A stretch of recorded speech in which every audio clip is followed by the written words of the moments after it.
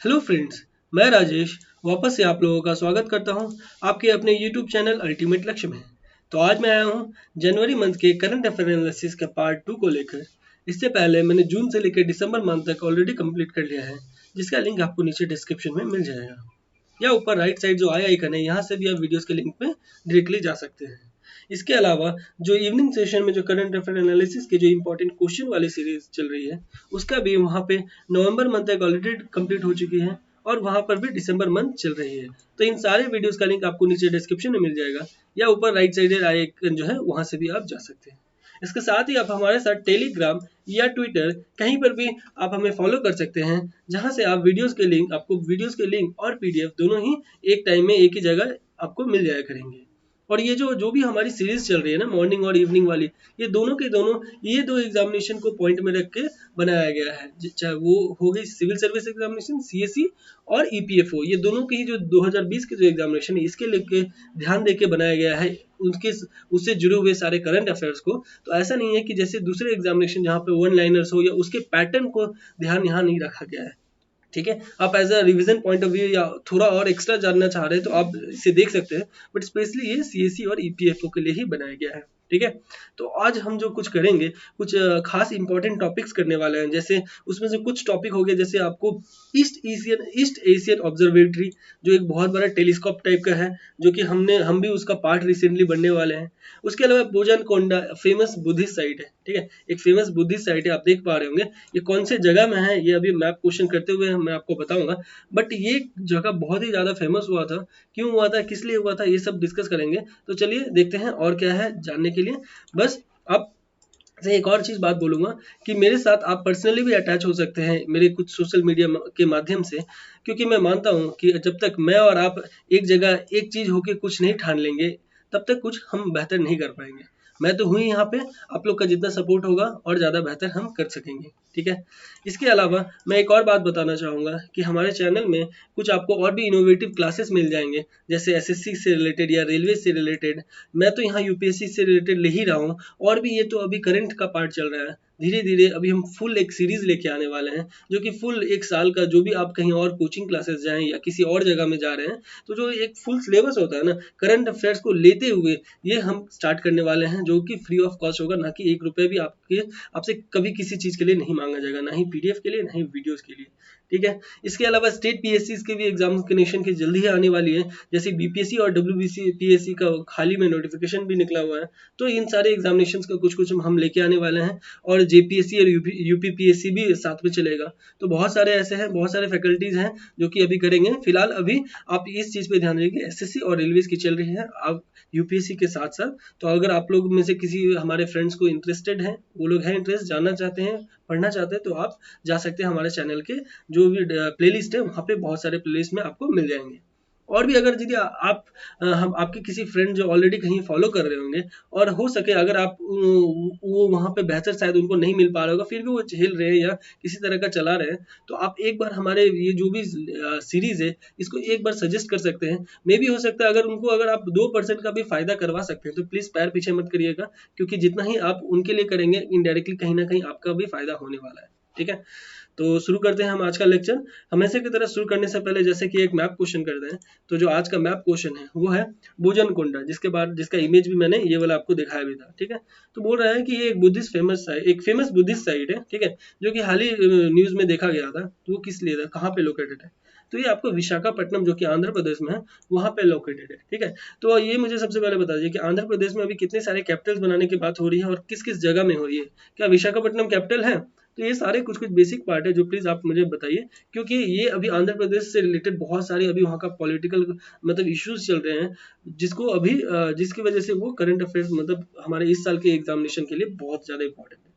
तो ये जो बोजन कोंडा ना एक फेमस साइट है, कौन से एरिया में, संकरम, जो कि विशाखापट्टनम में ही है। ठीक है, इसके अलावा भोजन कोंडा के साथ ना एक लिंगल मेट्टा जो है ना, वो भी एक ट्विन बुद्धिस्ट मोनास्ट्रीज है। ये देख रहे हैं, twin Buddhist monastery, lingual Manta और आपको बोजन कोंडा, ये दोनों कब के लगभग 3rd सेंचुरी बीसी में बनाए गए हैं। ठीक है, और ये जो लिंगल मेंटा है ना, वहाँ पे लगभग 100 of rock cut monolithic stupas जो है ना वो पाए गए। स्तूपास समझ पा रहे होंगे ना, तो स्तूपास जो भी पूरा लाइन बाय लाइन, पूरा एकदम लाइन से पूरा आपको स्तूपा ही बनाया हुआ है। तो बहुत ही इंपॉर्टेंट और बहुत ही अच्छा चीज़ है। अगर आप विशाखापट्टनम कभी विजिट किए तो जरूर इस जगह में भी जाइएगा। तो ये न्यूज़ में खास तौर पे इसलिए बना क्योंकि इंटैक जो है ना, Indian national trust for art and culture heritage, उन्होंने इसे हेरिट ये ऑफिशियल उन्होंने मतलब एक वहाँ पे ये चल रहा था, ठीक है, स्टोन पेल्टिंग रिचुअल टाइप का। रिचुअल मतलब कुछ वहाँ पे आपको जो बुद्धिस्ट लोग का ये वहाँ पे एरिया है ना, वहाँ पे रिचुअल्स चल रहा था, ठीक है, स्टोन पेल्टिंग से रिलेटेड। तो ये भोजन कुंडा में ना उन्होंने हाल ही में ये इंटेक ने इसको फटकार लगाया, बोला कि इसे आप बंद करिए, स्टॉप करिए इस ये स्टोन पेल्टिंग को, क्योंकि ये से क्या हो रहा है, वहाँ मोन्यूमेंट को आप धीरे धीरे मतलब धीरे धीरे क्रोड कर रहे हैं, धीरे धीरे उसको और अफेक्ट कर रहे हैं, ठीक है, इसलिए ये ज़्यादा और न्यूज़ में रहा। और ये किस दिन ये स्टोन पेल्टिंग का किया जाता है, तो ये कनुमा डे जो है ना, ड्यूरिंग संक्रांति, जैसे मकर संक्रांति जो भी होता है ना 14 जनवरी को, तो उस दिन ना ये कनुमा डे मनाया जाता है यहाँ पे, ये विशाखापट्टनम के इस आपको बुद्धिस्ट साइट में, ठीक है। तो उस दिन क्या होता है, स्टोन पेल्टिंग किया जाता था, तो उसको अभी बंद करने की बात की गई है इंटैक के द्वारा, ठीक है। ये कुछ कुछ बेसिक चीज हो गया जो न्यूज में क्यों था, ये थोड़ा आपको जानना जरूरी था। बढ़ते हैं हमारे आज के पहले टॉपिक पे। हमारा पहला टॉपिक है tougher law against sexual harassment at work, ठीक है। इसे हम एमएचए वाले में लिख रहे हैं, ध्यान दीजिएगा, ये हम वुमेन एंड चाइल्ड मिनिस्ट्री में नहीं लिख रहे, ये एमएचए में लिख रहे हैं। क्यों? क्योंकि ग्रुप ऑफ मिनिस्टर जो कि हेड किया जा रहा था, अमित शाह जो कि होम मिनिस्टर है, उन्होंने कॉन्स्टिट्यूट किया एक लीगल फ्रेमवर्क कि कैसे करके सेक्सुअल हैरेसमेंट जो वर्क प्लेस में हो रही है उनको कैसे करके और भी एक फ्रेमवर्क तैयार किया जा सके, तो उनसे रिलेटेड कोई एक कमेटी बनाया और फिर रिकमेंडेशंस किया, ठीक है। तो ये कमेटी एमएचए के द्वारा बनाया गया था, तो इसीलिए ये इंपॉर्टेंट है, ठीक है, इसलिए हम एमएचए वाले सेक्शन में लिखे।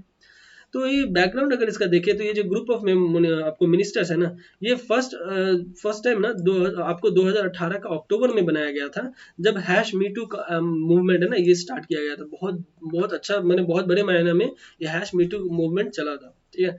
तो उसके बाद ही ना वुमेन से रिलेटेड जागरूकता और कैसे करके और फ्रेमवर्क बनाया जा सके, तो एमएचए वहाँ पे आए थे और अपना कमेटी एक बनाते हुए सजेशन किए थे, रिकमेंड किए थे, ठीक है। तो जो अभी का सिनेरियो है ना वो है कि वुमेन एंड चाइल्ड मिनिस्ट्री जो है ना, उन्होंने क्या किया कि एक sexual harassment of women and work place act in 2013 को एक एप्लीकेबल मतलब सारे government offices, private sector, NGO और अनऑर्गेनाइज सेक्टर हर जगह बनाने के लिए मांग कर दी है, ठीक है। तो ये सब चीज की वजह से अभी ये आपको प्रेजेंट सिनेरियो में देखने के लिए मिलेगा। इस आपको जो आपको टफर जो भी लॉ बनाया जा रहा है सेक्सुअल हैरेसमेंट से रिलेटेड, ठीक है। क्यों इतना स्ट्रिक्टर बनाने की जरूरत पड़ी? क्योंकि लगभग देखा गया कि 2013 का जो एक्ट है ना, वो पावर क्या कर रहा था, सिविल कोर्ट का कर रहा था, इंटरनेशनल मतलब इंटरनल कंप्लेंट्स कमिटी जो ना आईसीसी, वो without specifying if the members need to have legal background. मतलब जो इंटरनल कंप्लेंट्स कमेटी बनाया जा रहा था ना आईसीसी, मैं उम्मीद कर सकता हूँ आपको आईसीसी से रिलेटेड पता होगा, ये क्रिकेट वाले आईसीसी नहीं है। तो ये कोई भी आपको ऑर्गेनाइजेशन होता है ना, कोई भी कंपनी होती है ना बड़े बड़े, अगर वो 10 मेंबर से ज्यादा की वो कंपनी है, तो वहां पे आपको एक आईसीसी का गठन करना पड़ेगा, वहां के ही जो भी बोर्ड मेंबर्स है उनको आईसीसी बनाना पड़ेगा। वो आईसीसी में कुछ होंगे जो सिविल, वो एज अ सिविल कोर्ट के तरह काम करेंगे उस ऑर्गेनाइजेशन के लिए, कि अगर किसी लेडी के ऊपर अगर सेक्सुअल हैरेसमेंट से रिलेटेड किसी भी चीज का अगर कुछ बात हुआ, तो वो आईसीसी डिसीजन लेंगे, उसके बाद वो आगे फर्दर प्रोसीड करवाएंगे। तो पूरा तरह से सपोर्ट इस आईसीसी जो कमेटी है ना इसके द्वारा ही किया जाएगा। बट अभी यहाँ पे इशू में आया कि इस तरह का स्ट्रिक्टर लाने की जरूरत पड़ा, क्योंकि वो जो आईसीसी की कमेटी हो रही थी वहां पे कोई भी ऐसा नहीं था कि जो लीगल बैकग्राउंड हो, to have a legal background, ठीक है। तो इसलिए इस तरह का चीज क्या, तो वो तो फिर ठीक से जो रिड्रेसल मैकेनिज्म होता है ना, जो भी कंप्लेन आया उसको कैसे करके सॉर्ट आउट किया जाएगा, वो एक फ्रेमवर्क के अंदर नहीं बैठ रहा था, ठीक है। इस वजह से बहुत सारे मतलब एक लूप होल्स आपको देखने मिल रहे थे इस आईसीसी कमेटी के अंदर ही, ठीक है। इसके अलावा जो 2013 में जो इम्पोज किया जा रहा था लगभग 50,000 का फाइन जो भी एम्प्लॉयर्स हैं, ताकि अगर कोई वो अगर आईसीसी का गठन नहीं कर रहे थे तो लगभग 50,000 का ही फाइन, सिर्फ 50,000। तो क्या कर रहे हैं, मैक्सिमम लोग 50 बोले, इतना कौन ये कमेटी बनाएंगे और उनको ये सब चीज में इन्वॉल्व करेंगे, तो 50,000 फाइन ही कभी कभी देना भी बहुत आसानी समझते थे। तो ये सब कुछ कुछ जो बेसिक चीज चल रहा था ना, जिसकी वजह से स्ट्रिक्ट करने का नौबत आ गया, ठीक है। तो आगे अब क्या होने वाला है, तो आगे ना वो जो विशाखा गाइडलाइंस जो कि आपको 1997 में सुप्रीम कोर्ट के जो गाइडलाइन के तहत जो बनाया गया था, उसके तहत ही 2013 का एक्ट बनाया गया, जो कि अब क्या कर दिया कि एम्प्लॉयर को रिस्पॉन्सिबल दे दिया है कि आप प्रिवेंट करेंगे, डिटेर करेंगे एक्ट्स ऑफ सेक्सुअल हैरेसमेंट और द वर्क प्लेस, ठीक है। अब एम्प्लॉयर है ना, जो भी वहाँ का ऑर्गेनाइजेशन है ना, उनको रिस्पॉन्सिबिलिटी दे दिया गया है पूरी के पूरा, अगर कुछ हुआ तो उनको रिस्पॉन्सिबिलिटी, अगर कमिटी सही तरीके से काम नहीं भी करती है, ठीक है। तो कुछ जानते हैं सेक्सुअल हैरेसमेंट तो हम जैसा समझ रहे हैं वैसा ही सिर्फ है नहीं, यहाँ बहुत सारे अलग अलग डेफिनेशन है जो हम शायद एज अ आप अगर मेल तो कभी समझ ही नहीं पाओगे कि किस तरह का कंडीशंस होता है हैरेसमेंट का, ठीक है। तो देखते हैं कुछ डेफिनेशन दिया गया है। तो बोला जा रहा है कि इट इंक्लूड्स एनी वन और more of the following unwelcome acts, ठीक है। अनवेलकम एक्ट्स मतलब हम किसी एक्ट को वेलकम ही नहीं कर रहे, आप जबरदस्ती कुछ कर रहे हैं, ठीक है। कमिटेड डायरेक्टली और बाय इम्प्लीकेशन, ठीक है। तो या तो डायरेक्टली किया जा रहा है या टोन मतलब होता है ना जो बैक बीटिंग करना या कुछ इस तरह का, आप इनडायरेक्टली कुछ आप बोलना, ठीक है। और उसके अलावा फिजिकल कांटेक्ट या एंड एडवांसेस, ये तो हम जानते हैं इससे रिलेटेड कि फिजिकल कांटेक्ट या एडवांसेस से रिलेटेड अगर बात हो तो हम इसे सेक्सुअल हैरेसमेंट का रूप देते हैं, ठीक है। उसके अलावा सेक्सुअल कलर्ड रिमार्क्स, कलर से भी रिमार्क्स अगर यदि कर रहे हैं तो, ठीक है। शोइंग पोर्नोग्राफी, पोर्नोग्राफी भी अगर यदि हम जबरदस्ती अगर शो कर दे रहे हैं, फोटोज कुछ गंदी गंदी फोटोज भी अगर हम वर्क प्लेस में अगर यदि वुमेन से रिलेटेड हम कभी उनको परेशान करने के लिए अगर कर रहे हैं, वो भी एक आपको आता है इससे रिलेटेड, इस हैरेसमेंट से रिलेटेड। ए डिमांड और request for sexual favours, favour से रिलेटेड ये तो हम जान ही सकते हैं, सेक्सुअल फेवर्स के लिए अगर यदि हम रिक्वेस्ट करें तो भी अगर आपको ये हैरेसमेंट का ही एक रूप है। फिर और भी कुछ अनवेलकम फिजिकल या वर्बल या नॉन वर्बल कंडक्ट, ठीक है। अनवेलकम मतलब हम वो वुमेन नहीं चाह रही हैं फिर भी आप कर रहे हैं तो उसको हैरेसमेंट का रूप दिया जाता है, ठीक है। ये कुछ कुछ डेफिनेशन हो गए, थोड़ा ध्यान रखिएगा, मे भी हो सकता है कुछ और पॉइंट इसमें नहीं दिया हुआ है, वो आपको मिल जाएंगे और आपको पूछा जाएगा सही है या गलत है, ठीक है। फिर कुछ प्रोविजन जान लेते हैं इस एक्ट से रिलेटेड, जो भी 2013 का जो एक्ट है, ठीक है। तो ये क्या बोला जा रहा है कि ये जो एक्ट है ले डाउन करता है कंप्लेंट और इंक्वायरी, और उसके बाद कैसे करके एक्शन लिया जाए इस एक्ट में अच्छे से बताया गया है। उसके अलावा ये मैंडेट किया जो कि मैंने बोला कि 10 या 10 से ज़्यादा अगर एम्प्लॉयज़ हों तो वो एम्प्लॉयर्स को रिस्पॉन्सिबिलिटी है कि वो आईसीसी का गठन करें अपने ऑफिस में, ठीक है। बस यही सब कुछ था, इससे ज़्यादा और कुछ आपको बेसिक जानने की जरूरत नहीं है, और आप बाकी जो भी है मैंने आपको एक्सप्लेन करके बता ही दिया, ठीक है। तो बढ़ते हैं हम लोग अपने अगले टॉपिक में जो कि है आपको ईस्ट एशियन ऑब्जर्वेटरी। तो इससे रिलेटेड भी हमने आपको स्टार्टिंग में बताया कि इंडिया ना हाल ही में अब क्या है, अब एक स्टार्टिंग कर दिया है डिस्कशन करना कि वो ईस्ट एशियन ऑब्जर्वेटरी कंसोर्टियम का एक 8 मतलब जो 8 कंट्री का जो है ना ये मेंबर, ये कंसोर्टियम है, इसमें हम भी अब जुड़ने वाले हैं, जो कि एक बहुत लार्ज टेलीस्कोप, जो कि बहुत अच्छा रिसोर्सेज का आपको पता कर सकेगा। तो ये अब हम जुड़ने वाले हैं इस मेंबर से, ठीक है। ये ईस्ट एशियन ऑब्जर्वेटरी, तो ईस्ट एशियन समझ पा रहे हैं, ईस्ट एशियन की तरफ ये हमारे एशियन कंट्री का और फार ईस्ट की तरफ जाएंगे, यानी आप जो यहाँ आशियन कंट्रीज है, आशियन कंट्रीज से और ज्यादा आप राइट साइड जा रहे हैं तो वहाँ पे आपको आशियन मिलेगा, ठीक है। तो बोला जा रहा है कि ईस्ट एशियन जो है यहाँ पे ईस्ट एशियन ऑब्जर्वेटरी, वो आपको बनाया गया था EACOA के द्वारा, मतलब east Asian core observation association के द्वारा बनाया गया था for the purpose of pursuing joint projects in astronomy with in the east Asia region. तो एस्ट्रोनॉमी से रिलेटेड देख रहे हैं यार, तो ये जो आपको टेलीस्कोप जो क्या होता है ग्रह नक्षत्र, वो कब आप अगर यदि तारे सही हिसाब से देखोगे तभी तो आप वहाँ का जो एस्ट्रोनॉमी है, एस्ट्रोलॉजिकल थिंग्स है, वो आप बता पाओगे। तो टेलीस्कोप ही ना काम करेगा देखने का, तो एक बहुत बड़ा टेलीस्कोप का बात ये हो रहा है जो कि उसका गठन हुआ था, ठीक है। मैं आपको एक बार और इमेज दिखा दूँ जिससे आपको और क्लियरिटी हो जाए, ठीक है। जैसे हमने देखा था ना ये वाला इमेज, यही है वो इमेज का बात। टेलीस्कोप देख पा रहे हैं कितने बड़े टेलीस्कोप है, ये आपको ऑब्जर्वेट करेगा जितने भी ग्रह है ना, जो भी चांद ये सब जो होते हैं उनको हिसाब से वो लोग फिर आप क्लियर करके आपको बताया जाएगा, ठीक है। तो ये EACOA के द्वारा बनाया जा रहा है, ठीक है। इसके अलावा जो इसका इंटेंशन है EAO को बनाने का, मतलब इस ऑब्जर्वेटरी को बनाने का कि कैसे मतलब ऑपरेट किया और ये फैसिलिटीज दिया जा सके जिससे एनहांस कर सकेंगे हम अपने एग्जिस्टिंग जो भी प्लान्ड रीजनल फैसिलिटीज है इनको, ठीक है। इसके अलावा ये है ना, ये एक नॉन प्रॉफिट हवाई कॉरपोरेशन है, ठीक है। हवाई कहाँ पे है, हवाई किस कंट्री का पार्ट है, प्लीज एक बार आप मुझे कमेंट बॉक्स में बताएं कि हवाई क्या पार्ट, किस कंट्री का पार्ट है, ठीक है। तो एक नॉन प्रॉफिट हवाई कॉरपोरेशन है, ठीक है। इसके अलावा ये जो फर्स्ट टास्क इसका जो एज्यूम किया गया था as operation of the James Clerk Maxwell sub millimetre telescope JCMT, ध्यान दीजिएगा, ठीक है। JCMT on the summit of Mauna आपको मौना किया जो हवाई में वहां पे एक सबमिट किया गया था, उस वक्त ये JCMT का जो फर्स्ट टास्क इस मतलब टेलीस्कोप से रिलेटेड का किया गया था, ठीक है। ये जो मेंबर्स है ना यहाँ, ये आपको EACO क्या, इसका टोटल मेंबर्स है आपको देखिए, चाइना है, जापान है, ताइवान है, कोरिया है एज अ फुल मेंबर्स, ठीक है। ये सारे आपको बॉडी होंगे फुल मेंबर्स। इसके अलावा देखिए यहाँ पे चाइना और ताइवान अलग अलग दिया है, ध्यान दीजिएगा। बट बहुत सारे कंट्रीज तो इसको चाइना और ताइवान को एक ही मानते हैं, और बहुत सारे कंट्रीज मैं आपको ये भी बता दूं कि अपना एम्बेसीज तक ताइवान में नहीं रखे, क्योंकि अगर अपना एम्बेसी जो भी बना रहे हैं तो चाइना से वो एक तरह से मन मुटाव कर रहे हैं। तो बहुत सारी ये बात है, क्योंकि चाइना ताइवान को भी अपना ही पार्ट मानता है, जैसे हांगकांग और आपको मकाओ को मानता है, ठीक है। और इसका जो इसका जो थाईलैंड, वियतनाम और मलेशिया ना, और इंडोनेशिया, ये लोग ऑब्जर्वर कंट्रीज है, ठीक है। यानी 1 2 3 4 इधर हो गया और इधर एक 4 हो गया, टोटल 8 मेंबर्स हो गया। इंडिया भी इसका एक रिसेंटली पार्ट बनने के लिए शायद सोचा जा रहा है, ठीक है। कुछ इम्प्लीकेशन जो इंडिया को मिलेंगे, जैसे कि इंडिया अगर इसको ज्वाइन कर लेता है तो वो establishment of new kind of telescope इस तरह का पार्ट हो जाएगा, मतलब नया नया काइंड का टेलीस्कोप बना पाएगा, जो कि आपको एक तो अभी ऑलरेडी तिब्बत में है टेलीस्कोप, आप जानते ही होंगे, ठीक है। तो क्या करेगा, और ज़्यादा ही ऑब्जर्वेशन जो भी न्यू ब्लैक होल से रिलेटेड हो या कॉस्मिक फिनोमेना जो भी हो, तो और क्लियर विजन हमें मिल पाएगा।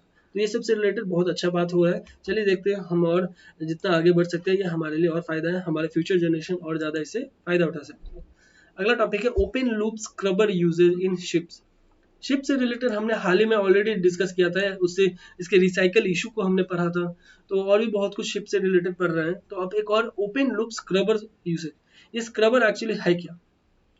स्क्रबर ये हुआ कि system use to remove harmful materials, ठीक है। जो भी आपको हार्मफुल मटेरियल्स अगर किसी सिस्टम से यूज मतलब रिमूव करने का काम आएगा ना, जो कि इंडस्ट्रियल जब इंडस्ट्री वगैरह में जब कुछ वो लोग हार्मफुल गैसेस एग्जॉस्ट करते हैं ना, तब उस जगह में गैस तो डायरेक्ट एनवायरनमेंट में चला जाएगा। तो उसको एक तरह का स्क्रबर का एक फिल्टर टाइप का है, जो कि हार्मफुल गैस को वो लोग एकदम कंट्रोल करेगा, मतलब फिल्टर कर देगा, और बाकी जो नॉट नॉन हार्मफुल है उसको वो बाहर निकाल देगा। तो ये जो नॉन हार्मफुल को बाहर निकाल रहा है, हार्मफुल को रख रहा है, तो हार्मफुल गैस को अब करेगा क्या?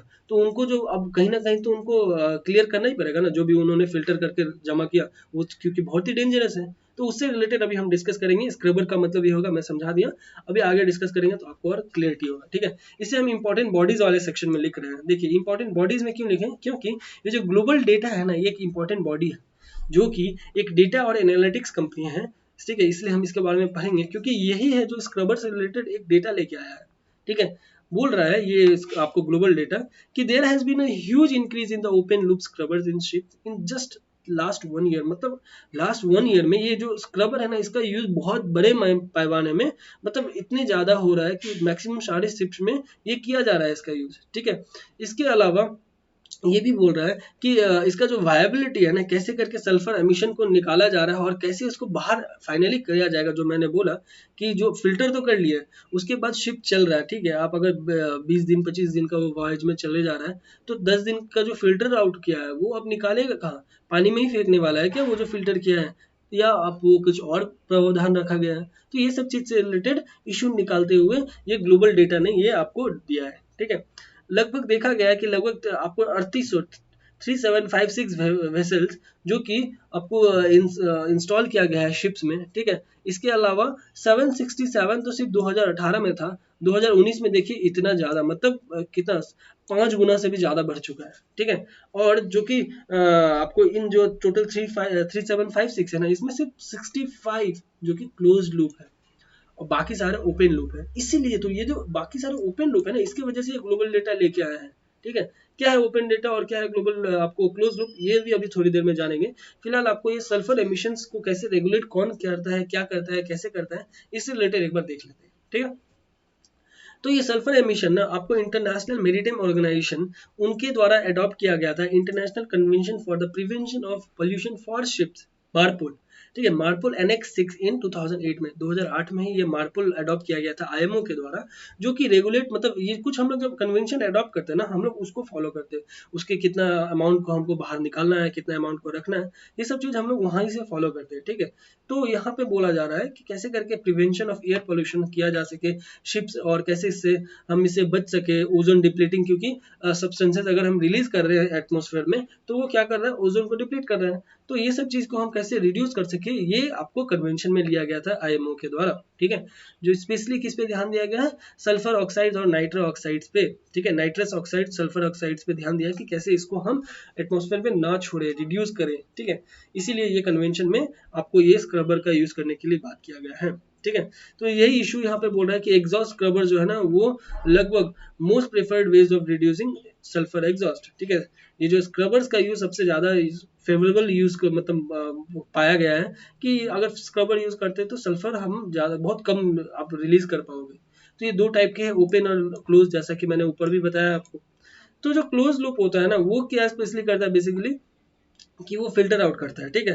फिल्टर आउट करता है, फिल्टर आउट करता है। मान लीजिए उसके 10 दिन का आपको ट्रैवलिंग था, ठीक है। तो यहाँ से यहाँ ए से बी पॉइंट तक चला गया, ठीक है। जब यहाँ से जब यहाँ पहुंच गया ना, तो जितना भी फिल्टर किया था ना वो एक जगह में स्टोर करता है। और जब जब फाइनल अपने डेस्टिनेशन में कभी जहाँ पहुंचता है ना, तब वहां जाके जो भी फिल्टर किया हुआ हार्मफुल चीज है ना, वो पोर्ट जिस पोर्ट में पहुंचेगा उस पोर्ट में ही कहीं पर एक ऐसा जगह बनाया होगा जहाँ पे डंप किया जा सके। तब उस जगह में जो आपको डंप करते हैं ना, वो एक क्लोज लूप के अंदर बनता है, मतलब इसको कहेंगे क्लोज लूप, ठीक है।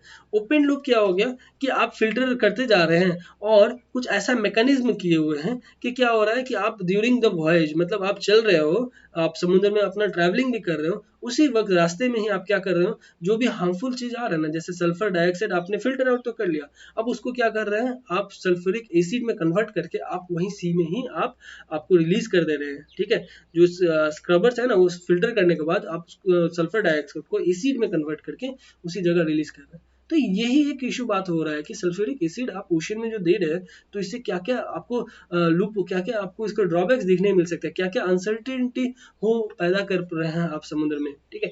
तो ये सब चीज को लेके ओपन लूप ऊपर से सबसे ज्यादा जैसा बोला कि सिर्फ 65 है क्लोज लूप, 65 ही जो शिप्स है वो क्लोज लूप यूज कर रहे हैं, बाकी सारे तो आपको ओपन लूप कर रहे हैं। तो इसलिए टॉपिक का नाम तो ओपन लूप स्क्रबर यूजेस इन शिप्स, ठीक है। तो ये इश्यूज से रिलेटेड हमने पढ़ा, ये इंपॉर्टेंट बॉडीज वाला बात है जो कि ग्लोबल डेटा से रिलेटेड जाने, तो ये कुछ कुछ थोड़ा ध्यान रखिए, ठीक है। अगला टॉपिक है आपको black box in airplane. Black box क्या है, ये किस टाइप का, किसी टाइप का बॉक्स है क्या, चलिए देख लेते हैं। बहुत ही इंपॉर्टेंट टॉपिक है, क्योंकि जिस तरह हाल ही में बहुत सारे दो तीन अन्य मतलब सोचने बहुत ही दर्दनाक एक्सीडेंट जो हुई है ना, उस सब से रिलेटेड, वो भी एयरप्लेन का। देखिए अगर ट्रेन या फ्लाइट या बस में अगर यदि कुछ एक्सीडेंट होता है तो उम्मीद भी किया जा सकता है कि शायद एक आध लोग या कुछ लोग मतलब बच जाएंगे। बट आप सोच सकते हैं इतने जो किलोमीटर ऊपर से जब कोई प्लेन क्रैश होता है तो क्या चांसेस भी है किसी का बचने का, नहीं, ठीक है। तो ये सब चीज से रिलेटेड कुछ जानेंगे हम अभी। तो ये ब्लैक बॉक्स है क्या आखिर में, इसे हम इंटरनेशनल कंट्रीज वाले सेक्शन में लिख रहे हैं, क्योंकि जो दो कंट्री इन्वॉल्व है उसके बारे में हमें थोड़ा इन्फॉर्मेशन रखना है, क्यों, क्योंकि अभी हाल ही में जो इशू हुआ है उनसे रिलेटेड हुआ है। तो जनवरी 8 को क्या हुआ, 8 जनवरी के दिन, कि एक पैसेंजर प्लेन था ना, जो कि यूक्रेन से मतलब एक मतलब वहां पे जो निकला था, वो slammed into a field of Iran, ठीक है। तो क्या हुआ, स्लैम मतलब ये ईरान के फील्ड में जाके गिर गया, क्रैश हो गया, गिरा और क्रैश हो गया वहां पे जाके। तो वो भी कब, जस्ट कुछ देर पहले ही वो टेक ऑफ किया था, मतलब ईरान से वो जस्ट टेक ऑफ ही किया था और जाके आपको वहीं पर गिर गया, उन्हीं के लैंड में गिर गया जस्ट कुछ मिनट्स में। और लगभग 176 पीपल थे, सोच सकते हैं कितना दुख भरी बात है। तो 176 पीपल जब वहां पे मर गए, तो उससे रिलेटेड ये बात आ रहा है, क्यों कैसे क्या हुआ, तो तहकीकात करना पड़ेगा। तो ये ब्लैक बॉक्स आखिर है क्या। प्लेन में जो ब्लैक बॉक्स होते हैं ना, वो कोई ब्लैक कलर का बॉक्स नहीं होता, पहले बता दूं आपको, ठीक है। ये आपको होता है कि कैसे करके एक कॉकपिट वॉइस रिकॉर्डर होता है ना, कॉकपिट जानते हैं ना, पायलट पायलट दोनों जो बैठते हैं, जो जो बॉक्स है केबिन एक टाइप का होता है जो, तो उसको कॉकपिट बोलते हैं। तो कॉकपिट में एक वॉइस रिकॉर्डर होता है कि इमेजिन करिए कि अगर ये प्लेन चल रहा है, लगभग आपको इतने ऊपर जो हाइट में आप चले जा रहे हैं, ठीक है। तो जा रहा है जा रहा है जा रहा है, और मान लीजिए उनका कुछ कंट्रोल खो गया और वो किसी से कांटेक्ट नहीं कर पा रहे, अब वो क्रैश करने के लिए जा रहे हैं। तो क्या करते हैं वैसे टाइम में, पायलट है ना, ये कॉकपिट वॉइस रिकॉर्डर है, वो अपने रिकॉर्डर से उस वॉइस में रिकॉर्ड कर लेते कि ये प्रॉब्लम था, हम इस हाइट में पहुंचे थे, इस एरिया में थे, हमारे साथ ये हुआ, और वो अपना एक लास्ट मैसेज के तौर पे एक दे देते हैं, ठीक है। उसके अलावा एक फ्लाइट डेटा रिकॉर्डर भी होता है, फ्लाइट का डेटा रिकॉर्डर है ना, वहां पे वो रिकॉर्ड होते रहता है। तो वो दोनों, ये दोनों चीज को ना हम ब्लैक बॉक्स बोलते हैं, क्योंकि जब ये जैसे ये फ्लाइट जब कोई एक्सीडेंट हो जाती है ना, तो हम लोग सबसे पहले इस ब्लैक बॉक्स दोनों, ये दोनों जो है, ये दोनों को ही खोजते हैं। उसके बाद फिर हम इससे तहकीकात किया जाता है, इससे पता लगाया जाता है कि आखिर एक्चुअली हुआ क्या था, ठीक है। इससे हम लोग कंक्लूड करते हैं। तो यही हुआ कि जो ईरान में जो ये बॉक्स, मतलब ये जो आपको फ्लाइट क्रैश हुआ ना, तो ईरान के जो ऑफिशियल्स है ना, वो बोल रहे हैं कि इस तरह का कोई डिवाइसेस ही नहीं उनको मिला है इस बोइंग में। बोइंग का वो प्लेन था, ठीक है। बोइंग एक बहुत बड़ी कंपनी है जो फाइटर प्लेन, या फाइटर प्लेन बोल रहा हूँ, जो एयरप्लेन ये जो इस तरह का बनाते हैं। तो बोल रहे हैं कि ब्लैक बॉक्स हमें नहीं मिला, और ये ठीक से हम इन्वेस्टिगेशन वगैरह कुछ भी मतलब ठीक से नहीं किया गया, जो कि कुछ गलत बात है ना। क्योंकि वो ऐसा कैसे हो सकता है कि ये कॉकपिट ये सब चीज ना मिले, क्यों नहीं मिले। अगर आप समुद्र में भी अगर प्लेन क्रैश होती है ना, तो भी आपको इस ब्लैक बॉक्स का बहुत अच्छा स्पेशल फीचर है, जो मैं आपको बताना चाहूँगा कि अगर ये मान लीजिए आपको समुद्र के अंदर भी अगर गिरते हैं ना, तो इसके अंदर अंडर वाटर लोकेटर बीकॉन है, ठीक है, यूएलबी है, जो कि लगभग 14,000 फीट के अंदर डेप्थ भी सी में चला गया ना, तो वो क्या करेगा, एक सिग्नल प्रोड्यूस करता है, ठीक है। जब भी क्रैश होता है ना, जब भी वो वाटर के कांटेक्ट में आता है ना, ये आपको डिवाइस ब्लैक बॉक्स का, ये अपने आप क्या करता है, एक सिग्नल जनरेट करता है। उसके बाद वो फिर क्या करता है, ट्रांसमिट कर देता है, लगभग 14,000 फीट के अंदर भी हो तो भी वो ट्रांसमिट करेगा, जिससे जो भी इन्वेस्टिगेटर्स है ना, उनको ये निकालने में सुविधा होगा। जो भी आप वहाँ पे कहाँ पे ये प्लेन किस जगह में है, ये ब्लैक बॉक्स किस जगह में, ये सब निकालने में सुविधा होता है, ठीक है। तो ये सब कुछ कुछ इंपॉर्टेंट और फैक्चुअल थिंग्स हो गए। तो as a general knowledge point of view से भी मैं उम्मीद कर सकता हूँ आपको ये काफी मजेदार लगा होगा। अगला टॉपिक है 8 शेड्यूल। तो 8 हमने टोटल हमारे पास कितने शेड्यूल है, 12 शेड्यूल है। तो 12 शेड्यूल में ये 8 शेड्यूल से रिलेटेड पढ़ेंगे, बहुत ही इंपॉर्टेंट शेड्यूल है। चलिए देखते हैं क्या है। तो इसे हम स्टेट से न्यूज में लिख रहे हैं, ना कि इंपॉर्टेंट एक्ट्स या आर्टिकल्स में लिख रहे हैं, ठीक है। क्यों, क्योंकि ये जो 8 शेड्यूल से रिलेटेड अभी जो है ना, 2 स्टेट इसमें इन्वॉल्व हो गया है, केरला और कर्नाटक, ठीक है। क्यों हुआ है चलिए देख लेते हैं। तो बोला जा रहा है, ये न्यूज में था कि तुलु एक लैंग्वेज है, ठीक है। तुलु एक लैंग्वेज है जिसे 8 शेड्यूल में लाने की बात है। टोटल 8 शेड्यूल में कितने लैंग्वेज है, और पहले कितने लैंग्वेज थे, अभी फिलहाल कितने हैं, और जब कॉन्स्टिट्यूशन बनाया गया था तभी कितने लैंग्वेज थे। ये दोनों का ही आपको आंसर नीचे डिस्क्रिप्शन में देना पड़ेगा, ठीक है। सॉरी, डिस्क्रिप्शन बोल रहा हूं, नीचे कमेंट में आपको देना पड़ेगा, ठीक है। तो तुलु इज, बोला जा रहा है कि एक लिंग्विस्टिक डिस्क्रिमिनेशन, मतलब टेक्स्ट बुक में ये लिंग्विस्टिक डिस्क्रिप्शन का एक बहुत अच्छा एग्जांपल है। क्यों एग्जांपल है, क्योंकि इसको बहुत डिस्क्रिमिनेट किया जा रहा है इस लैंग्वेज से रिलेटेड। जबकि तुलु एक द्रविडियन लैंग्वेज है, जिसका जो भी और जो कि बोलने वाले लोग हैं किस जगह में पाए जाते हैं, स्पेशली कर्नाटक और जो आपको कसरगोड डिस्ट्रिक्ट है ना केरला का, उस एरिया में पाया जाता है। और ये कसरगोड डिस्ट्रिक्ट को सप्तभाषा समागम भूमि भी बोला जाता है, ठीक है, 7 लैंग्वेज कॉन्फ्रेंस भी बोला जाता है, जिसमें तुलु उस 7 लैंग्वेज में से एक लैंग्वेज है, ठीक है। इसके अलावा सेंसस जो निकला था ना, वो लगभग आपको पाया गया कि लगभग 1846427, मतलब इतने नंबर ऑफ स्पीकर्स हैं तुलु बोलने वाले, ठीक है। तो इतने जब ज्यादा जब हैं, तो क्यों नहीं इनको इस तरह का मान्यता मिला गया, जबकि मणिपुरी और संस्कृत लैंग्वेज इससे काफी कम है, फिर भी उनको 8 शेड्यूल में स्टेटस दिया गया है। तो इसलिए वो आवाज उठा रहे हैं कि हमें भी चाहिए इस तरह का, हमें भी चाहिए ये तुलु लैंग्वेज से रिलेटेड, ठीक है। उसके अलावा ये जो आवाज उठाई, इसमें एक और उन्होंने कोट किया कि जो आपको रॉबर्ट कैल्डवेल है ना, उन्होंने भी अपना बुक में 1814 से 1891 के बीच में एक बुक लिखा था। उसमें लिखा था कि comparative grammar of the Dravidian और south Indian family of languages, जो कि तुलु है, is one of the most highly developed language of the Dravidian family. तो उनके द्वारा भी उनके बुक में एक लिखा गया था तो इस लैंग्वेज से रिलेटेड, इसलिए और ज्यादा वो लोग भी बोल रहे हैं कि हमें राइट से हमें ये चीज मिलना चाहिए, ठीक है। जो सिटीज ऑफ मंगलुरु है, उडुपी है, कसरगोड है, ये एपी सेंटर है इस लैंग्वेज से रिलेटेड, ठीक है। मंगलुरु आपको कर्नाटक में हो गया, ये भी कर्नाटक में हो गया, ये केरल में हो गया। तो ये सारा जो एपी सेंटर मतलब एक जगह पॉइंट है जहाँ पे ज्यादातर ये लैंग्वेज बोला जाता है, ठीक है। इसके अलावा इसका डिमांड क्यों बना मैंने बता ही दिया। तो कि किस किस रीजन की वजह से हुआ। बट एक्चुअली में अगर यदि इस तरह का तुलु लैंग्वेज को अगर 8 शेड्यूल में डाल दिया जाता है, तो क्या होगा, उनको साहित्य अकादमी में भी रिकॉग्निशन मिलने लगेगा। आप जानते हैं साहित्य अकादमी सिर्फ जो भी 22 लैंग्वेज, सॉरी मैंने बता दिया आपको 22 लैंग्वेज, तो जो भी ये लैंग्वेजेस है ना 8 शेड्यूल में, वहां पर ये आपको उसी लैंग्वेजेस में ये अकादमी को फॉलो करते हैं और किसी लैंग्वेज को फॉलो नहीं करते हैं। उसके अलावा तुलु बुक्स भी आपको आने लगेंगे जो कि डिफरेंट लैंग्वेजेस में है, तो तुलु में भी आने लगेंगे। उसके बाद मेंबर ऑफ पार्लियामेंट हो या एमएलए हो, वो लोग भी तुलु लैंग्वेज का यूज करने लगेंगे असेंबली या पार्लियामेंट में। इसके अलावा आप जो भी कैंडिडेट्स होंगे ना, वो अपना जो भी सिविल सर्विस का एग्जामिनेशन दे रहे हैं, तो वो तुलु लैंग्वेज का भी आप एग्जाम दे सकेंगे। आप जानते हैं कि टोटल 22 लैंग्वेज में हम दे सकते हैं आप यूपीएससी का एग्जामिनेशन, तो ये तुलु भी एक लैंग्वेज अगर बन जाता है 23वां लैंग्वेज, तो 23 लैंग्वेज से हम दे सकेंगे। ये सब चीज की वजह से वो भी डिमांड कर रहे हैं कि जब इतना बोलने वाले मणिपुरी और संस्कृत से ज्यादा है ये, तो क्यों नहीं हमें ये राइट्स मिल रहे हैं, ठीक है। लिंग्विस्टिक डाइवर्सिटी भी जो देखा गया है, तो 2001 का सेंसस में लगभग इंडिया के पास 30 ऐसे लैंग्वेज है जो कि लगभग मिलियन पीपल हर एक आदमी बोल रहा है, मतलब एक लैंग्वेज मिलियन पीपल बोल रहा है, मिलियन यानी 10 लाख पीपल बोल रहे हैं, ठीक है। उसमें एडिशनली 122 लैंग्वेज ऐसे हैं जो कि 10,000 लोग एक साथ बोल रहे हैं, मतलब 10,000 लोग एक लैंग्वेज को बोल रहे हैं। तो ये सब चीज बात थोड़ा हुआ, ठीक है। इसके अलावा क्यों कंजर्व किया जा रहा है इस आपको लैंग्वेज से रिलेटेड, ये तुलु लैंग्वेज से रिलेटेड या कोई भी लैंग्वेज हो, तो वो आर्टिकल 29 के तहत बोला जा रहा है कि constitution provide the section of citizen having a distinct language. अगर आपके पास डिस्टिंक्ट लैंग्वेज है, स्क्रिप्ट है या कल्चर है, तो आप उसको कंजर्व कर सकते हैं, उनको कैसे बचा रहे हैं वो बचा सकते हैं, ठीक है, ये आर्टिकल 29 में है।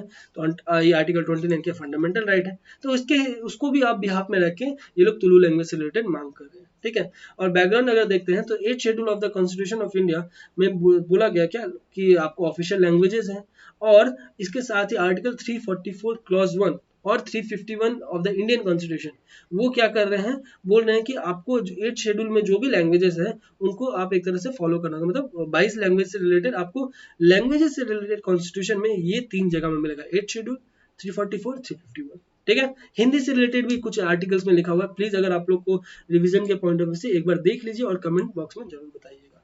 ठीक है, बढ़ते हैं हम लोग अपने अगले टॉपिक में, जो कि है आपको बायोरॉक।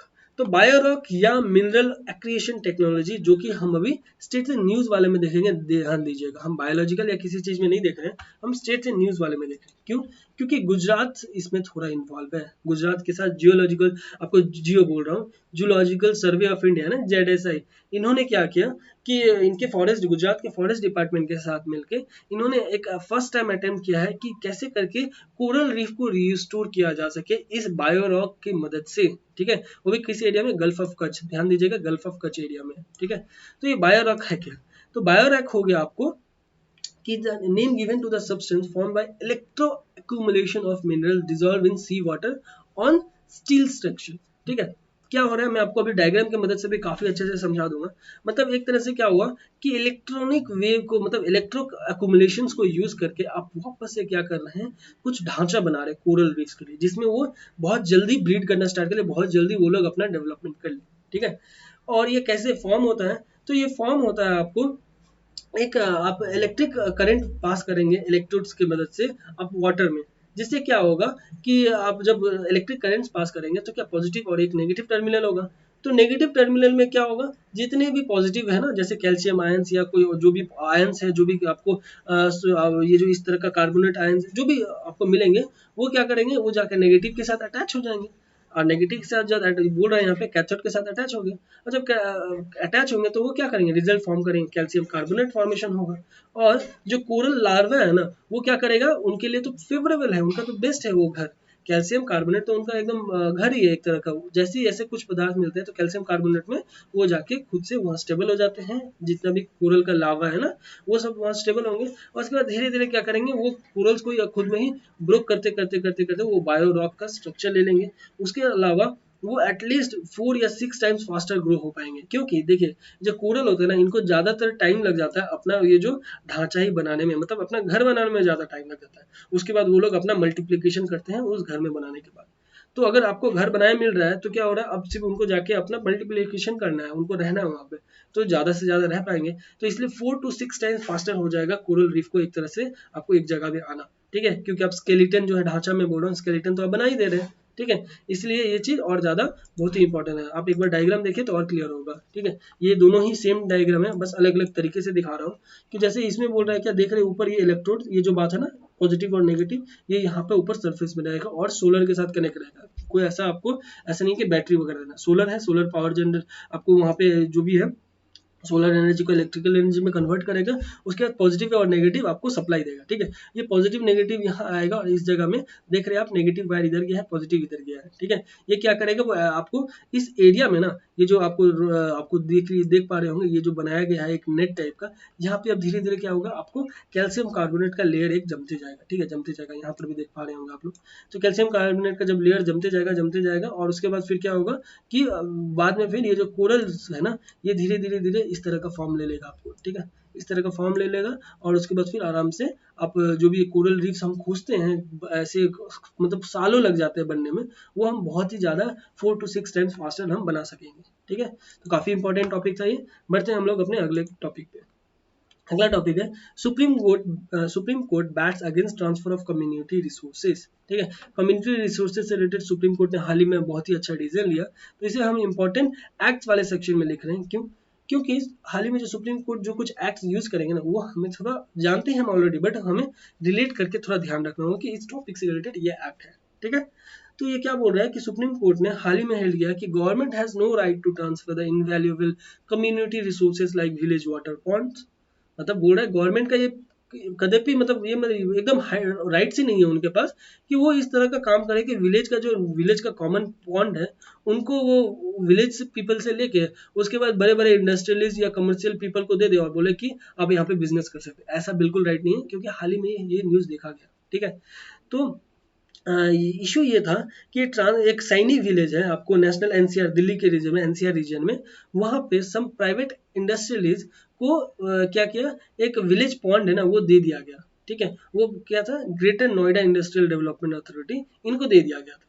तो इसीलिए आपको ये न्यूज़ में बन गया था कि इस तरह का काम कैसे कर सकते हैं। ठीक है, तो ये क्यों कर सकते हैं, तो कोर्ट ने जो कुछ ऑब्जर्वेशन दिया इस पॉइंट से रिलेटेड कि ऐसा इशू नहीं होना चाहिए, उन्होंने कहा कि protection of such village Commons is essential to safeguard the fundamental right guaranteed by Article 21। तो इसलिए हम इसे इंपॉर्टेंट आर्टिकल्स वाले सेक्शन में लिख रहे हैं।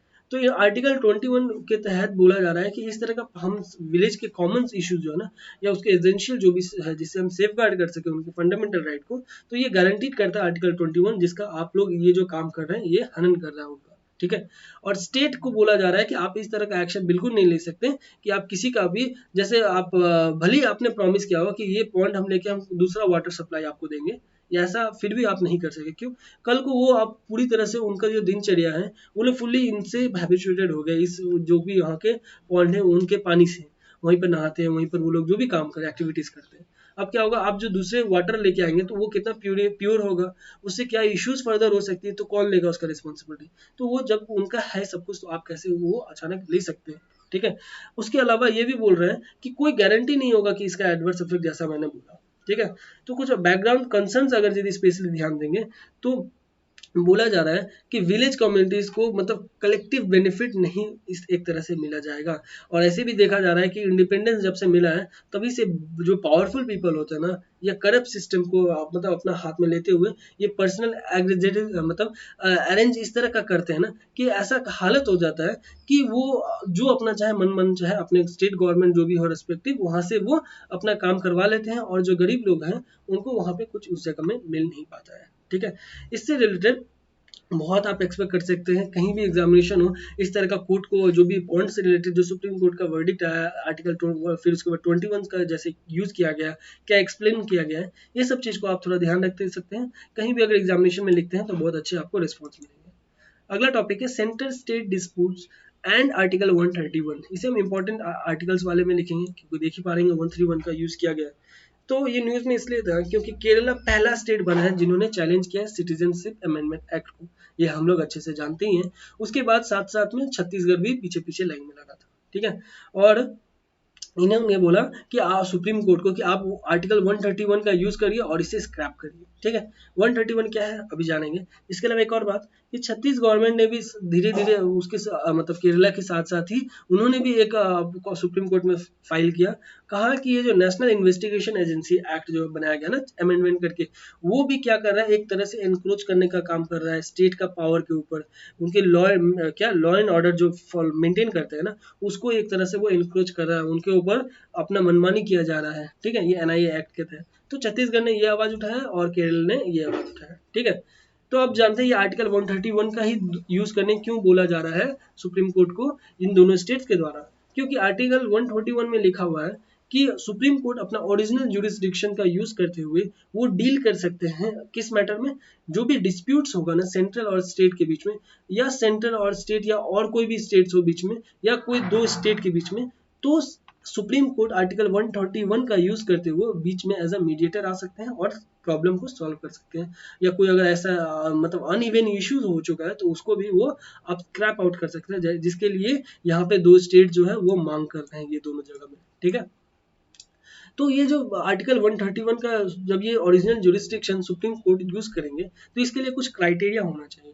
तो कब कब वो कर सकते हैं, तो एक्चुअली में देयर इज मतलब नो नेसेसरी, मतलब बोला जा रहा है कि कोई भी मतलब it has to necessary be between states and the centre. ठीक है, जरूर कुछ स्टेट या सेंटर के बीच में कुछ ना कुछ इश्यू होना चाहिए, और must have a question of law or fact in which existence of legal right of the state or the center depends। या तो मतलब कोई लीगल राइट या तो स्टेट का या सेंटर का अगर यदि डिपेंड होता है तब आर्टिकल 131 का यूज कर सकते हैं सुप्रीम कोर्ट के जज। इसके अलावा 1978 में एक जजमेंट दिया गया था कर्नाटका और यूनियन ऑफ इंडिया के बीच के वक्त। कौन दिए थे? Justice P N Bhagwati. उन्होंने कहा था कि Supreme Court to accept a suit under article 131 वो तब एक्सेप्ट कर सकते हैं जब state need not show that it's legal right, that state need not show that its legal right is violated but only that the dispute involves a legal question। अगर legal question भी अगर यदि involve सिर्फ हो रहा है ना, तो जरूरी नहीं है लीगल राइट्स का हनन हुआ है, वायलेट हुआ है, तो वही आपको बताते हुए करना है। अगर आपको लीगल क्वेश्चन भी अराइज आप कर रहे हैं ना, तो आप सुप्रीम कोर्ट वहां पे आर्टिकल 131 का यूज करने के लिए रेडी है। ठीक है। और आर्टिकल 131 जो बोला जा रहा है, can not be use to settle political difference. Political difference को आप सेटल आउट नहीं करने सकते हैं। अगर आप किसी दो स्टेट के बीच में पॉलिटिकल डिफरेंस आ गया, बहुत क्राइसिस चल रहा है, उस जगह में आपको ये सुप्रीम कोर्ट ये एक्ट को यूज नहीं कर सकते। ठीक है। इसके अलावा और भी बोला जा रहा है कुछ फैक्ट जो कि आपको प्रीलिम्स पॉइंट ऑफ व्यू से।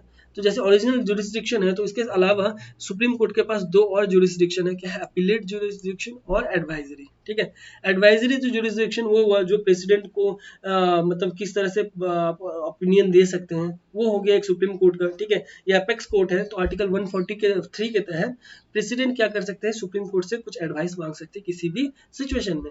और अपीलेट ये हो गया कि सुप्रीम कोर्ट ना हेयर कर सकता है जो लोअर कोर्ट्स होते हैं ना, जो भी आपको नीचे के कोर्ट्स होते हैं, आपको डिस्ट्रिक्ट कोर्ट, हाई कोर्ट, तो इन सारे कोर्ट को ना अपील जो भी होते हैं ना कि हम हाई कोर्ट में अगर नहीं मिलता है उनको न्याय, तो आगे के लिए बोलते हैं हम सुप्रीम कोर्ट तक जाएंगे, तो वही वो अपीलेट ज्यूरिसडिक्शन का यूज कर सकते हैं। But high court supreme court का नहीं कर सकता है, क्योंकि हाई कोर्ट के पास वो नहीं है। सुप्रीम कोर्ट ने जो डिसीजन दे दिया वो फाइनल हो जाता है, सुप्रीम कोर्ट से बैक हाई कोर्ट नहीं आ सकता। ठीक है। तो ये सब कुछ अपीलेट आपको और एडवाइजरी से रिलेटेड बात है। बढ़ते हैं अपने अगले टॉपिक पे, जो कि फिर सुप्रीम कोर्ट से ही रिलेटेड है। ठीक है। तो सुप्रीम कोर्ट ने हाल ही में आपने जो वर्डिक्ट दिया इंटरनेट शटडाउन से रिलेटेड, तो उसको हम जानेंगे। तो ये इसे हम मिनिस्ट्री ऑफ होम अफेयर्स में लिख रहे हैं। क्यों? क्योंकि ये जो इंटरनेट शटडाउन से रिलेटेड इशू है, उससे रिलेटेड कौन है? एमएचए ही इन्वॉल्व वहां पे। तो बोला जा रहा है कि सुप्रीम कोर्ट ने डिलीवर किया अपना एक वर्डिक्ट कि एक पिटिशन क्योंकि चैलेंज किया गया था यूनियन गवर्नमेंट के अगेंस्ट में कि कैसे वो इम्पोज कर रहे हैं रिस्ट्रिक्शंस जम्मू एंड कश्मीर में। अगस्त 5 के बाद जब वो आर्टिकल 370 को स्क्रैप किए हैं, कैसे वो ये जो इम्पोज कर रहे हैं ना इंटरनेट का रेस्ट्रिक्शन, उससे रिलेटेड एक आपको पिटिशन फाइल किया गया सुप्रीम कोर्ट में। ठीक है। तो कोर्ट ने बोला कि जितने भी restrictive orders under section 144 of CrPC है और suspension of internet services in Jammu and Kashmir have to be reviewed, मतलब रिव्यू करना पड़ेगा किस तरह से आप लोग कर रहे हैं अपने, वो भी एक सप्ताह के अंदर आपको बोल रहे हैं। मतलब उन्होंने सुप्रीम कोर्ट ने बोला था उस वक्त कि आप जैसे ही हो आप मुझे एक सप्ताह में सारा रिपोर्ट देंगे। एमएचए को उन्होंने फटकार लगाया सुप्रीम कोर्ट ने। ठीक है। तो क्या क्या इंप्लीकेशन बोला जा रहा है यहाँ पे कि the verdict had laid down a framework of how the internet can be suspended. कैसे ये वर्डिक्ट के द्वारा उन्होंने बहुत अच्छे से एक्सप्लेन किया सुप्रीम कोर्ट के जज ने कि कैसे करके इंटरनेट को सस्पेंड किया जा सकता है, क्या लीगल क्या राइट्स आपको है, क्या लीगल कोर्सेस रिकोर्सेस आप एक सिटीजन के नाते आपको होना चाहिए, क्या चीज आपका सस्पेंड हो जाएगा, ये सारी चीज इस वर्डिक्ट में बताया गया है। तो क्या इश्यू था एक्चुअली? तो बहुत सारे पार्ट्स जो जम्मू कश्मीर में ना वो लॉकडाउन थे लगभग 5 महीने से, और उनके पास इंटरनेट और सारे चीज फैसिलिटी थे ही नहीं। इसके अलावा इंटरनेट शटडाउन इन कश्मीर जो ये भी देखा गया कि लॉन्गेस्ट है डेमोक्रेसी इन द वर्ल्ड में, पूरे वर्ल्ड में जो भी डेमोक्रेटिक कंट्री है ना, वहाँ पे ये कश्मीर में जो इंटरनेट शटडाउन किया गया, ये लॉन्गेस्ट पीरियड में के लिए इतना टाइम के लिए ये शटडाउन किया गया। ठीक है। उसके अलावा जो यूनियन गवर्नमेंट ने ये डिसाइड किया कि कैसे इम्पोज कर सके आपको सारा रेस्ट्रिक्शन जम्मू एंड कश्मीर में, तो वो आर्टिकल 370 को हटाने के बाद ये कहा उन्होंने कि जिस तरह का सिचुएशन बन गया है तो उनको कंट्रोल करने के लिए वो ये स्टेप ले रहे हैं, और भी बहुत कुछ कुछ एक्सप्लेन किया। चलिए वो भी और अच्छे से जान लेते हैं। तो उससे रिलेटेड एक और बात बोल रहा है कि जो ऑब्जर्वेशन कोर्ट के द्वारा देखा गया एमएचए के सारे स्टेटमेंट के बाद कि जो इंटरनेट रेस्ट्रिक्शंस है ना, वो सुप्रीम कोर्ट ने बोला 10 जनवरी को कि आप right to access the internet is a fundamental right. ठीक है। सब्जेक्ट टू रीजनेबल रेस्ट्रिक्शन, जो कि आर्टिकल 19 के तरह मतलब फ्रीडम ऑफ एक्सप्रेशन आप के तहत देखा जा रहा है सुप्रीम कोर्ट के द्वारा कि इंटरनेट का एक्सेस होना ये एक फ्रीडम ऑफ एक्सप्रेशन है जो कि आर्टिकल 19 के तहत है। तो क्या कर रहे हैं आप? फंडामेंटल राइट का हनन कर रहे हैं। तो ये इसलिए सुप्रीम कोर्ट के जज ने ये क्लॉज करते हुए बोला। इसके अलावा एक और बात बोल रहे हैं कि the freedom could only be restricted at as a last resort.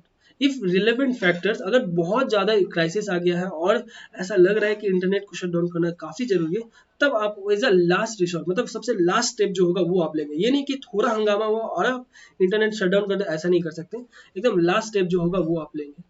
इसके अलावा एक ऑर्डर आपको पास करना होगा कि कैसे आप मतलब ये सस्पेंड कर रहे हैं। उसके बाद आपको उसके ऊपर जो भी है ना जुडिशियल स्क्रूटनी भी किया जाएगा, जो कि आपको पूरी तरह से आपको स्क्रूटनी मतलब हो गया, पूरा तहकीकात भी किया जाएगा कि क्या आपने स्टेटमेंट दिया, क्या रीजन की वजह से आपने शट डाउन किया। ठीक है, ये जो सस्पेंशन है ना, ये आपको इंटरनेट सर्विसेज का जो हो रहा है, ये एक वायोलेशन है टेलीकॉम रूल्स का भी। तो और भी एक बात आपको मिल गया, टेलीकॉम रूल्स का वायोलेशन है, फिर उसके अलावा आप आर्टिकल 19 को भी आप वायोलेट कर रहे हैं। तो ये सारे चीज ना कोर्ट के द्वारा ये बोला गया, किसको, एमएचए को। ठीक है, तो ये सेक्शन 144 के ऊपर एक्चुअली में क्या क्या इशू हो रही है कि section 144 can not be use to suppress the legitimate expression of opinion और ग्रीवेंस। मतलब आप किसी तरह का जो ओपिनियन हो या एक्सप्रेशन हो, इस सेक्शन 144 के आधार पे तो नहीं कर सकते है ना। सेक्शन 144 एक अलग भाड़ा है, कर्फ्यू लगा दिया गया, बट आप किसी के एक्सप्रेशन को कैसे कर सकते हैं, ये तो इंटरनेट में वो कर रहे हैं, है ना। इसके अलावा सेक्शन 144 ये भी बोल रहा है कि इम्पोज करना for reason of apprehended danger, that danger must be emergency. एकदम वो उस डेंजर में आपको ये अप्रीहेंड करना पड़ेगा जब इमरजेंसी वाला हाल हो गया है। उसके अलावा जो भी पावर होता है ना सेक्शन 144 के अंदर, वो एक्सरसाइज किया जाता है as a reasonable and bona fide manner, bona fide manner में आपको करना पड़ेगा। और order must be study state materials facts in the order to enable judicial review, और उसका जुडिशियल रिव्यू भी बनेगा। ठीक है, तो ये बात यहाँ पे कोर्ट के द्वारा कुछ कुछ क्लॉज किया जा रहा है, जो कि यहाँ पे बहुत ही अच्छे से मतलब सेक्शन 144 से रिलेटेड उन्होंने अच्छे से स्टेटमेंट दिया एमएचए को। ठीक है, फिर उसके बाद ये जो लाया गया, इससे रिलेटेड कुछ क्रिटिसिज्म किया गया है। वो तो कोर्ट का वर्डिक्ट था, वो एमएचए का आपने हमने पढ़ा पहले, उसके बाद कोर्ट का वर्डिक्ट कुछ कुछ देखा। अब कुछ क्रिटिसिज्म देख लेते हैं, ये जो आपको जो शट डाउन किया गया है। तो restrictions have virtually abrogated the fundamental rights, जैसा हमने पढ़ा, पैरालाइज कर दिया है लगभग 7 मिलियन पीपल जो कि उस एरिया में रह रहे हैं। ठीक है, 7 मिलियन यानी 1 मिलियन में 10 लाख यानी 70 लाख लोगों को वहाँ पे अफेक्ट किया है इंटरनेट की वजह से। इसके अलावा जो इंटरनेट शटडाउन की वजह से बिजनेस ट्रेड या बहुत ही ज़्यादा जो कॉमन पीपल है ना उस रीजन के, उसको बहुत बुरी तरह से अफेक्ट किया। आप सोच सकते हैं इंटरनेट का वैल्यू क्या है आज के टाइम में, तो वहाँ पे कितना ज़्यादा इफेक्ट किया होगा। उसके अलावा ये भी देखा गया कि इंटरनेट शटडाउन जो कि ग्लोबली इंडिया उस लिस्ट में टॉप में है, किसके द्वारा, software freedom law centre tracker, उनके द्वारा बोला गया कि there has been a 381 shutdown since 2012, 106 of which were in 2019। 2012 से अभी तक में 19 तक में देखा गया लगभग 381 शटडाउन हुए हैं, बट ये 2019 में देखा गया लगभग 106 जो कि 2019 में किया गया है। तो इसलिए सबसे ज़्यादा वर्ल्ड लेवल पे सबसे ज़्यादा ये शटडाउन किया है। ठीक है, तो क्या प्रोसीड्यूर जो कि फॉलो कर रहे हैं ये government follow to suspend their internet services.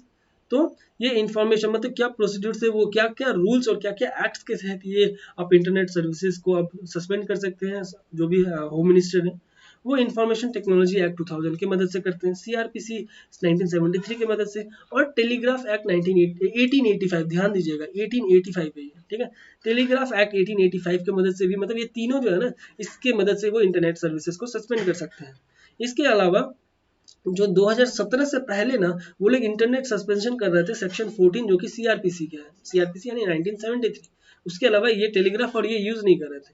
But 2017 के बाद ना सेंट्रल गवर्नमेंट ने क्या क्या नोटिफाई कर दिया कि हम अब एक चीज लेके आ रहे हैं, क्या है वो, temporary suspension of telecom services, public emergency and और public service rules under the telegraph act. मतलब टेलीग्राफ एक्ट जो है ना 1885 के तहत, ये देखिए आज़ादी से पहले 1885 यानी जिस वक्त हमारा क्या हुआ था 1885 में, कांग्रेस का फर्स्ट मतलब सेशन हुआ, कांग्रेस का मतलब वहाँ पे निकाला गया, कांग्रेस फर्स्ट टाइम आया था।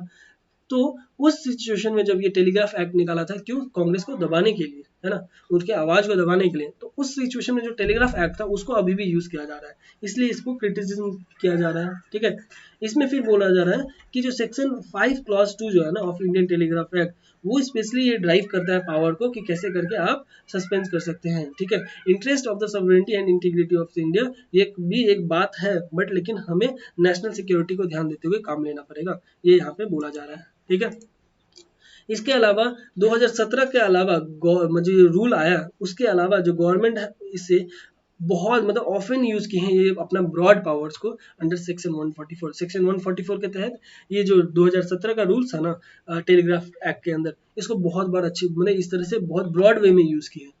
कोर्ट ने रिकॉग्नाइज किया कि 2017 का रूल्स है ना वो only procedure to be followed to suspend internet services in the public emergency के टाइम में ही आप सस्पेंड कर सकते हैं 2017 का ये रूल, ठीक है। और ये जो वर्डिक्ट है ये reiterated that the competent authority to issue, जो भी कॉम्पिटेंट अथॉरिटी होगा ना जो इशू करेगा सस्पेंशन का, वो होगी कौन, सेक्रेटरी होंगे एमएचए की, ठीक है। वो भी मतलब इन ऑर्डिनरी सर्कमस्टेंसेस में वो सेक्रेटरी जो होंगे मिनिस्टर ऑफ होम अफेयर्स के वही इसे इशू करेंगे, ठीक है। और ये जो इशू करेंगे ना सेक्रेटरी, उनको लगभग 24 घंटा के अंदर उनको बोला जा रहा है कि the order shall cease to exist within a period of 24 hours. अगर वो अपना जो रूल्स को लेके आए हैं उनको मतलब अगर वो कोई कॉम्पिटेंट अथॉरिटी की तरफ से नहीं आया, मतलब अगर ये सेक्रेटरी की तरफ से नहीं आया है तो 24 घंटा के अंदर उसे ये लैप्स करना पड़ेगा, ये जो सस्पेंड किया गया वापस से एक्टिव करना पड़ेगा। और उनको क्लियर रीजंस भी देना होगा जब भी कोई भी अथॉरिटी इसे सैंक्शन कर रहे हैं, और उनको अगला नेक्स्ट वर्किंग डे के अंदर एक रिव्यू कमेटी का गठन करके उनको उनके तहत फॉरवर्ड करना पड़ेगा, ठीक है। और ये भी बोला जा रहा है कि ओनली द होम सिक्योरिटी, जो होम सेक्रेटरी है ना of the country and secretary of state home department can pass such an order. या तो स्टेट का होम सेक्रेटरी या जो सेंट्रल का जो होम सेक्रेटरी है वही पास कर सकते हैं ये कॉम्पिटेंट। बहुत ही अच्छा कीवर्ड है, प्लीज ध्यान दीजिएगा ये स्टेटमेंट को। इसके अलावा these also state that any such order should be taken up by review committee with in 5 days. मतलब बोल रहा है जो रिव्यू कमेटी को देने का बात बोल रहा है ना जो अगले दिन, वो 5 दिन के अंदर ही कमेटी को देना होगा, वरना ये पूरी तरह से नल एंड नलिफाई हो जाएगा, ठीक है। अगला टॉपिक है, यहाँ से हम छोटे छोटे टॉपिक देखेंगे, सारे जो डीप एनालिसिस वाले कर लिए उसके बाद हम यहाँ पे 2-3 स्लाइड का सिर्फ छोटे छोटे देखेंगे, बस हम आज का लेक्चर खत्म करेंगे। सुका पाइका, ये सुका पाइका है क्या, तो ये one of the several distributaries है। डिस्ट्रीब्यूटरीज हो गया मतलब एक नदी अगर यदि बहते हुए आ रहा है ना, गंगा जैसे ये ऊपर से आया, तो जो भी इसमें जुड़ रहे हैं ना स्टार्टिंग में, गंगा जब स्टार्टिंग फेज में है तो हो गया डिस्ट्रीब्यूटरीज। बट जब ये आपको देख रहे होंगे जब इस तरह का लैंड आ जाता है ना, यहाँ पे अब नदी इधर तक आया, जब एकदम जस्ट अब ये आपको एकदम आपको जब समुद्र तक पहुंचने वाला है ना, डेल्टा फॉर्म करने वाला है, तो क्या होता है, डिस्ट्रीब्यूट हो जाता है। क्यों, क्योंकि इसका स्पीड बहुत स्लो हो जाता है, तो उस जगह में डिस्ट्रीब्यूट होने लगता है। तो एक वन ऑफ द डिस्ट्रीब्यूटरीज है सुकापाई का, किसका, आपको महानदी रिवर का, जो कि उड़ीसा में है। तो बोला जा रहा है ये जो सुकापाई का रिवर है ना, इसको धीरे धीरे क्या हो रहा है, ग्रेजुअली गवर्नमेंट का जो कुछ एक्टिविटीज है ना, और वो लोग जैसे ध्यान नहीं दे रहे हैं, बहुत एरोजन हो रहा है वहाँ पे। एरोजन मतलब जैसे आप समझ ही पा रहे होंगे किस तरह का एरोजन होता है। तो वहाँ पे एरोजन हो रहा है उस नदी में, और वो धीरे धीरे डेथ मतलब मरते ही जा रहा है, वो नदी का नामो निशान मिटते जा रहा है। तो इसलिए काफी ज्यादा न्यूज में था, क्योंकि कुछ नदी से रिलेटेड है, आपका एनवायरमेंट से रिलेटेड है, तो आपको जानने का हक है। ऊपर से ये महानदी रिवर से जुड़ा हुआ है, ठीक है। अगला टॉपिक है वाईफाई कॉलिंग। वाईफाई कॉलिंग ना हाल ही में भारतीय एयरटेल जो ना, एयरटेल जैसी जियो इतना बूम कर रहा है पूरे अपने इकोनॉमी में, पूरे इंडिया में, तो भारतीय एयरटेल भी कुछ अपना लेके आए जिसका नाम है वॉइस ओवर वाईफाई, ठीक है। वॉइस ओवर वाईफाई टेक्नोलॉजी का उन्होंने लेके आया, जो फर्स्ट टाइम इंडिया में आया है।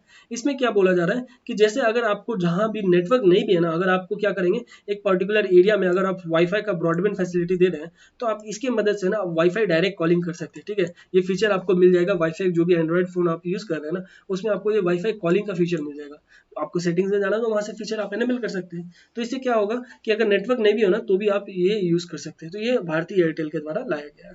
अगला टॉपिक है चिलाई कलन। तो ये चिलाई कलन ना एक मतलब 40 दिन का हार्शेस्ट विंटर पीरियड है, बहुत ही हार्शेस्ट पीरियड है। कहाँ पे, आपको कश्मीर एरिया में, जो कि बहुत ही मतलब हेवी स्नोफॉल होगा, ठीक है। और ये भी चांसेस है कि हाईएस्ट में तो स्नोफॉल है और मैक्सिमम टेम्परेचर ड्रॉप भी कंसिडरेबली वहाँ पे रहेगा। तो ये एक चिलाई कलन, एक 40 दिन का, चिलाई बोल सकते हैं, 40 बोलते हैं ना उस तरह का कलन, ये चिलाई कलन, उससे ध्यान रखिएगा, ठीक है। बढ़ते हैं हम लोग अपने अगले छोटे मोटे जो भी टॉपिक्स हैं। आपको ये स्पेशली प्रीलिम्स के पॉइंट ऑफ व्यू से मैं यहाँ देख रहा हूँ, क्योंकि यहाँ पर कुछ भी नहीं है मेन से रिलेटेड जानने। हाँ, कुछ कुछ डेटा को आप कभी कभी यूज कर सकते हैं, ठीक है। एक्सरसाइज अपहरण। अपहरण मतलब कहाँ है, तो अपहरण करना, किडनैपिंग करना। तो ये कहाँ पे, किस एरिया में, केरला के एरिया में एक इंडियन कोस्ट गार्ड है, उन्होंने वहां पे किया a large scale anti hijacking exercise. Hijacking मतलब वही किडनैपिंग वाला बात जैसे बोला, तो अपहरण। तो ये कोस्ट गार्ड के द्वारा किया गया है रिसेंटली, नहीं सॉरी, ये conducted by the recently by the Indian Navy in collaboration with coast guard. मतलब इंडियन नेवी और कोस्ट गार्ड दोनों मिलके किए, ठीक है। तो समुद्र में तो दो ही लोग हैं ना, इंडियन नेवी और कोस्ट गार्ड, और कोई तो है नहीं, तो दोनों ही मिलके करेंगे, आप समझ लीजिए, ठीक है। अगला टॉपिक है ट्रैकिया। तो ये ट्रैकिया है क्या, तो एक यूनिक बारकोडिंग सॉफ्टवेयर है जो कि हरियाणा पुलिस के द्वारा एडॉप्ट किया गया है कि कैसे करके वो अपने जो स्टेट है वहाँ पे कैसे करके वो एक बारकोडिंग टेक्निक क्या है, फोरेंसिक रिपोर्ट को रिकॉर्ड रखने के लिए। फोरेंसिक रिपोर्ट्स होता है ना, फोरेंसिक आप समझ रहे हो, जब भी कुछ डेथ हुआ या बॉडी मिलता है, डेथ बॉडी या कुछ इस तरह, तो उनका फोरेंसिक टेस्ट किया जाता है, ठीक है। उसके बाद कैसे करके वो ये सारे रिपोर्ट को कैसे वो बारकोड की मदद से स्टोर कर सके, वो फर्स्ट टाइम लेके आया गया है किसी स्टेट के द्वारा, वो है हरियाणा पुलिस, ठीक है। ये सिग्निफिकेंस इसका क्यों है, क्योंकि ये ट्रैकिया जो है ना फुल प्रूफ सिक्योरिटी देगा आपको। जो भी सैंपल आप कलेक्ट कर रहे हैं ना आप सीन ऑफ क्राइम में, वो सारे चीज को कैसे एनालिसिस से लेके सारा चीज को बहुत अच्छा ये एकदम आपको फुल प्रूफ एक आपको सिक्योरिटी देगा, ठीक है। अगला टॉपिक है global high resolution atmospheric forecasting system, GRAF। तो ये जो है ना एक इंटरनेशनल टेक्नोलॉजी कंपनी जो कि IBM है, उनके द्वारा ये प्लान किया गया कि कैसे करके high resolution weather forecast model बनाया जा सके, जो कि यूजर डेटा जो भी होंगे ना वो इंप्रूव कर सके एक्यूरेसी फोरकास्टिंग का, जो कि इंडिया के लिए अवेलेबल हो। ध्यान दीजिएगा, इसलिए हम इसे पढ़ रहे हैं।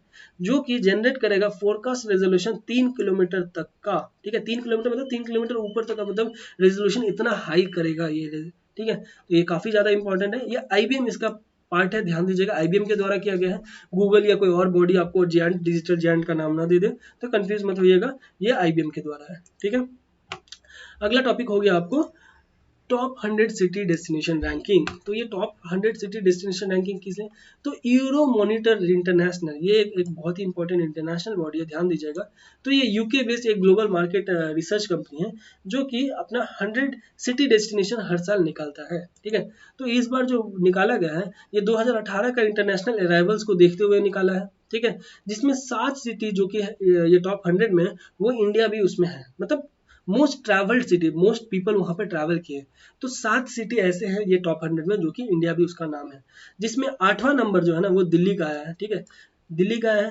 इसके अलावा जबकि जानते हैं कि दिल्ली में इतना पॉलिटिकल अनरेस्ट चल रहा था, इतना सारा वो जो NTCA का रिलेटेड इशू चल रहे थे, फिर भी दिल्ली में ये जो हुआ है, ठीक है, बहुत सारे आपको इतने सारे ट्रैवलर्स आए हैं। उसके अलावा आपको हांगकांग में भी जो बहुत सारे पॉलिटिकल अनरेस्ट चल रहे हैं, उसके बावजूद भी ये नंबर 1 पोजीशन में रहा है, ठीक है।